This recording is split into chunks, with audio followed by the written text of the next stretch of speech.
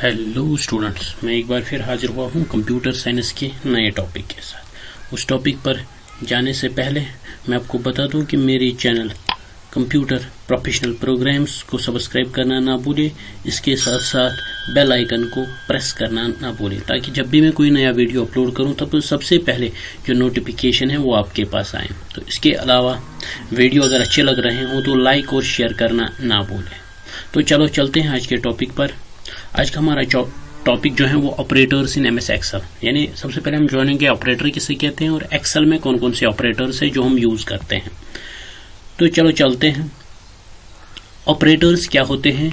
Operator एक simply एक symbol होती है जो डिफरेंट ऑपरेशंस परफॉर्म करने के लिए, एक्सेल में डिफरेंट ऑपरेशंस परफॉर्म करने के लिए स्पेशल सिंबल्स होते हैं, जैसे प्लस है, माइनस है, इसी तरह मल्टीप्लिकेशन है। ये सारे ऑपरेटर्स होते हैं जो हमें डिफरेंट अरिथमेटिक ऑपरेशंस परफॉर्म करने के लिए यूज होते हैं।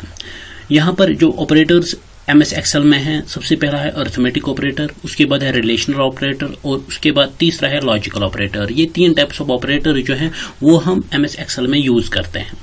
तो सबसे पहले जानते हैं कि अरिथमेटिक ऑपरेटर एमएस एक्सेल में किसे कहते हैं। An arithmetic operator perform mathematical operation such as addition, subtraction, multiplication, division on numeric values. ये क्या करता है? अरिथमेटिक ऑपरेटर क्या होता है? अरिथमेटिक ऑपरेटर हम उस ऑपरेटर को कहते हैं जो कौन सी ऑपरेशंस करता है? Mathematical operation. मिसाल के तौर पर एडिशन करता है, सब्ट्रैक्शन करता है, मल्टीप्लिकेशन करता है, डिवीजन करता है, या इसी तरह एक्सपोनेंशियल करता है, और इसके साथ साथ परसेंटेज जो है नीचे है वो, ये सारे इनको हम अरिथमेटिक ऑपरेटर्स कहते हैं जो क्या बेसिक मैथमेटिकल ऑपरेशंस करता है, यानी addition, subtraction, multiplication and division. यहाँ पर ऑपरेटर्स दिए गए हैं, यानी जैसे एडिशन है, सब्ट्रैक्शन है, मल्टीप्लिकेशन है, डिवीजन है, एक्सपोनेंशियल है, इसी तरह परसेंटेज है।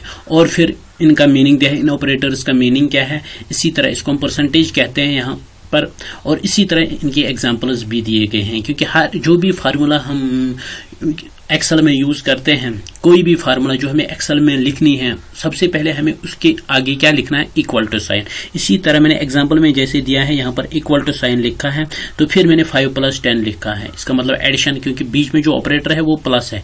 इसी तरह 25 - 15 इसमें माइनस है। इसी तरह इसमें मल्टीप्लिकेशन है, इसमें डिवीजन है, इसमें एक्सपोनेंशियल है, इसमें परसेंटेज है। इन्हीं को हम कहते हैं अरिथमेटिक ऑपरेटर्स। अब इसके बाद जो नेक्स्ट है उनको हम कहते हैं relational operator. Relational operators are used to compare between two values. ये क्या? रिलेशन ऑपरेटर हम उन ऑपरेटर्स को कहते हैं जो दो वैल्यूज को आपस में कंपेयर करें। अगर दो वैल्यूज जो आपस में कंपेयर हो रहे हैं, अगर उनका वैल्यू सेम है, यानी उनका वैल्यू ट्रू है, तो रिटर्न 1 करता है, अगर फॉल्स है तो रिटर्न 0 करता है। वही लिखता है रिलेशन है, यानी रिलेशन ऑपरेटर्स उन ऑपरेटर्स को कहते हैं जो दो वैल्यूज को आपस में कंपेयर करने के लिए हम यूज करते हैं। जैसे ऑपरेटर है इक्वल टू, इसी तरह ग्रेटर देन है, लेस देन है, ग्रेटर नॉट इक्वल टू है, नॉट इक्वल टू ऐसे लिखते हैं इसमें एक्सेल में। इसी तरह ग्रेटर आर इक्वल टू है, लेस आर इक्वल टू है।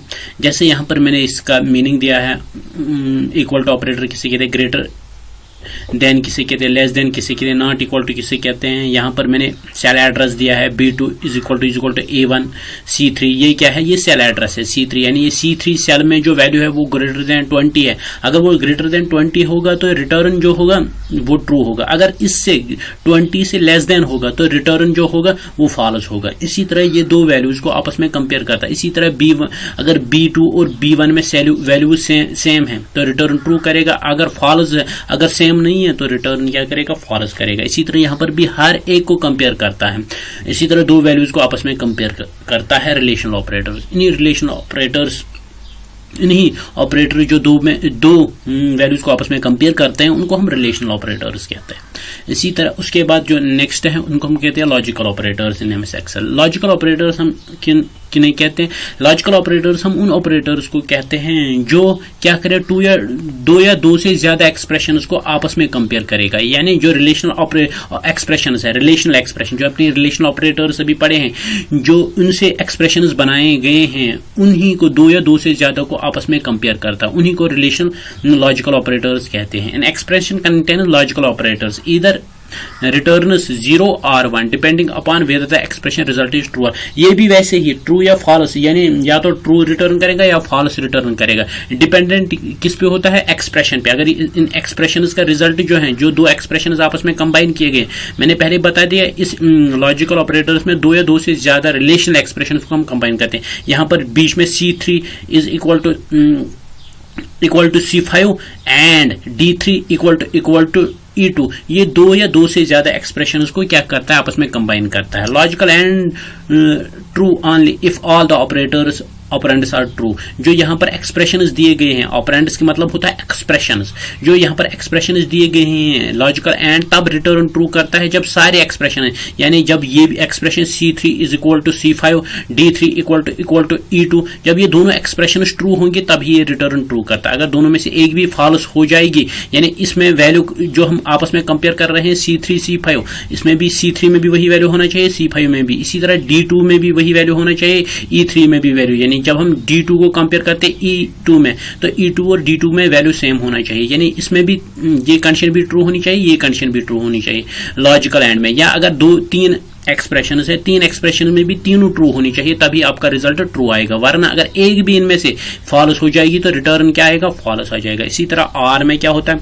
लॉजिकल आर, इसमें दोनों में से अगर एक भी कंडीशन ट्रू है, जैसे यहां पर logical or truly only if either one operand is, यानी एक एक्सप्रेशन भी अगर इसमें ट्रू होगी, अगर एक एक्सप्रेशन भी, यानी चाहे C4 इक्वल टू F5, अगर C5 में जो वैल्यू है वो C4 में जो वैल्यू है वो अगर इक्वल टू है किस में? F5, यहां पर एक इक्वल टू मिसिंग है, इक्वल टू दूसरा लिखेंगे, इसमें लिखना है इसमें, तो C4 इक्वल टू F5, अगर C4 सेल में जो वैल्यू है वो इक्वल टू किसके बराबर है? F5 सेल में जो वैल्यू है, अगर ये ट्रू है और ये फॉल्स है तो रिटर्न फिर भी ट्रू आएगा, क्योंकि दोनों में से एक एक्सप्रेशन भी ट्रू होनी चाहिए। दोनों में से अगर दोनों फॉल्स हो जाएंगे तभी इसका रिटर्न जो वैल्यू आएगा वो फॉल्स आ जाएगा।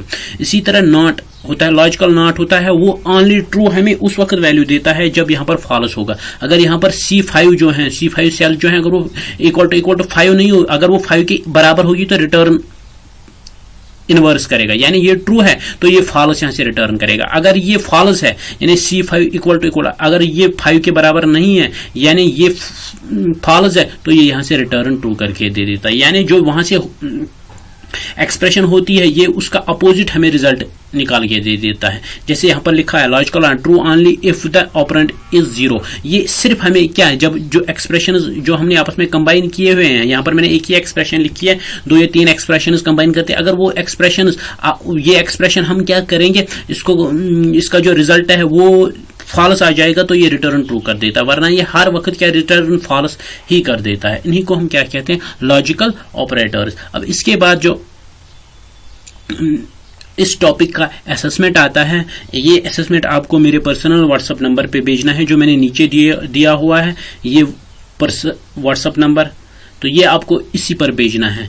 तो सबसे पहले आपको जानना है main function of arithmetic operators, आपको डिफाइन करना है addition and multiplication of arithmetic operator. Addition और मल्टीप्लिकेशन अरिथमेटिक ऑपरेटर में है क्या, डिफरेंशिएट करना है logical and logical or operator. Logical and logical or operator को आपको क्या करना है, डिफरेंशिएट करना है, ये डिफरेंस, इनके बीच में डिफरेंस क्या है, और फिर वो मेरे पर्सनल व्हाट्सएप नंबर पर भेजना है जो नीचे दिया हुआ है।